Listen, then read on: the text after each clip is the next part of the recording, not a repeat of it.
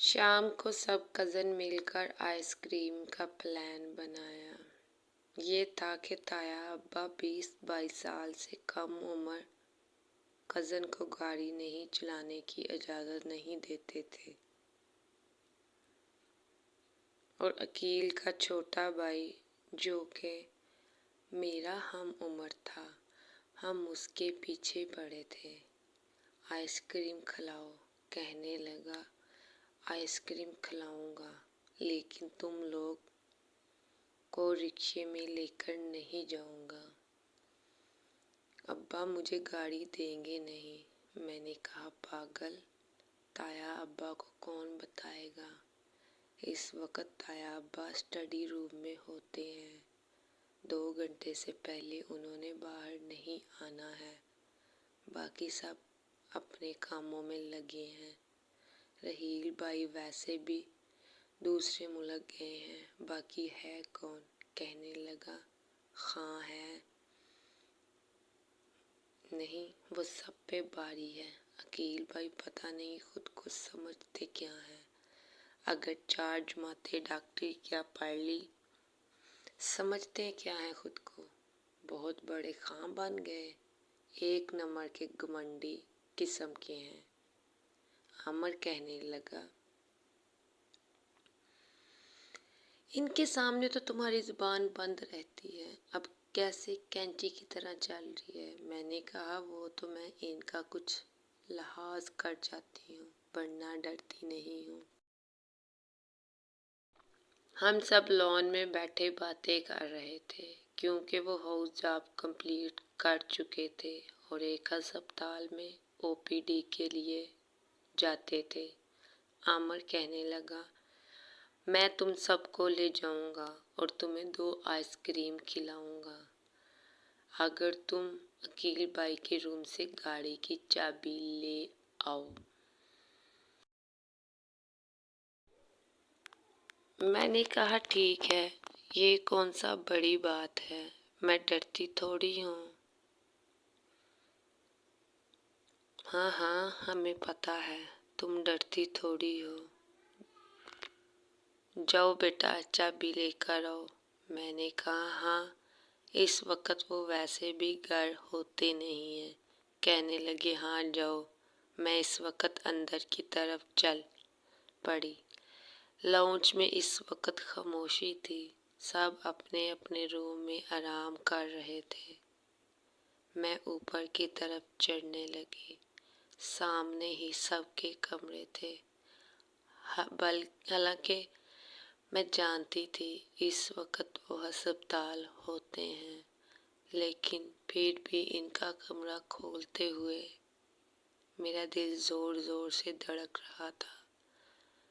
میں نے کمرے کا نیب گھمایا اور کمرے میں داخل ہو گئی۔ کمرہ بالکل خالی تھا۔ میرا رکا ہوا سانس بحال ہوا۔ کمرے میں آئی اور چابی ڈھونڈنے لگی، لیکن وہاں کہیں بھی چابی نہیں تھی۔ میں نے ان کی ساری فائلیں الٹا کر رکھ دی۔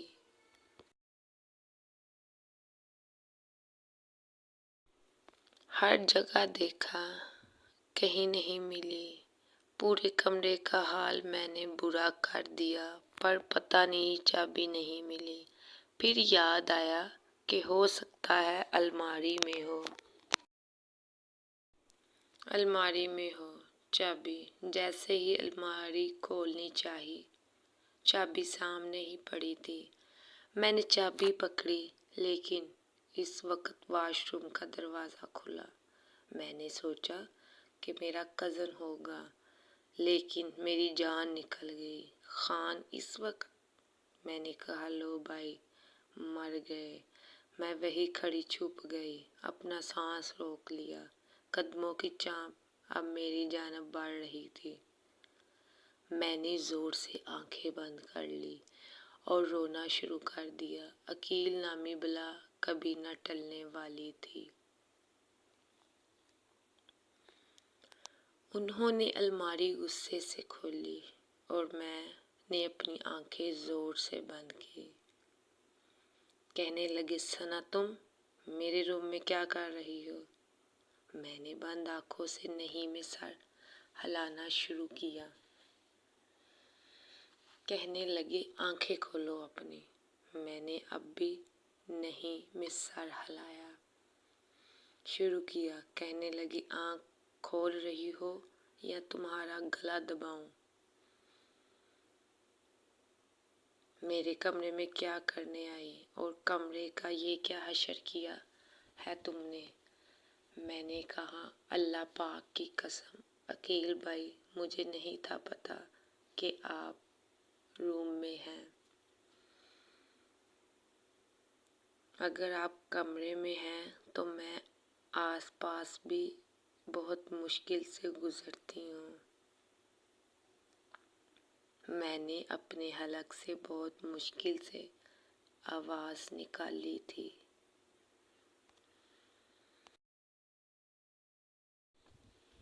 اپنی آنکھیں کھولو۔ میں نے اپنی آنکھیں ڈرتے ڈرتے کھولی۔ کہنے لگے اگر میں کمرے میں نہ ہوں تو کمرے کا یہ حشر کرتی؟ میں نے پھر نہیں میں سر ہلایا۔ میں نے کہا نہیں وہ میں تو یہ بھی نہیں بتا سکتی تھی کہ چابی لینے آئی ہوں۔ کہنے لگے بہت برا، چنگیز خاں ہوں نا میں تو مجھے خود اور بہت گھمنڈ ہے نا۔ یہ باتیں سن کر تو میری رہی سہی بھی جان نکلی تھی۔ تو کیا یہ ساری باتیں سن چکی ہیں؟ اس کمینے نے جان بوجھ کر مجھے چابی لینے بھیجا۔ میرا بس نہیں تھا چل رہا تھا میں عامر کا سر پھاڑ دوں۔ عقیل بھائی کہنے لگے گاڑی کی چابی چاہیے تھی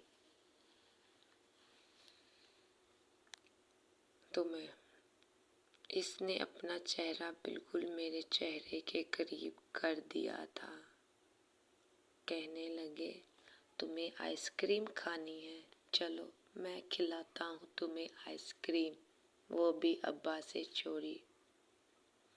اپنی ہتھیلی آگے کی۔ کہنے لگے رکھو چابی۔ میں نے ان کے ہاتھ پہ چابی رکھ دی اور تیزی سے باہر بھاگنے لگی۔ وہ کہنے لگے رکو ادھر آؤ میرے پاس۔ میں ان کے پاس جا کھڑی ہو گئی۔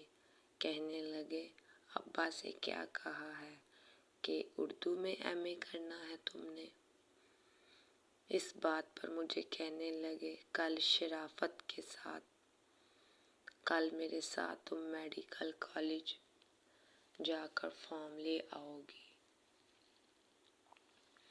میں نے کہا عقیل بھائی مجھے نہیں پڑھنی میڈیکل۔ کہنے لگے میں کچھ نہیں سننا چاہتا، چلو جاؤ۔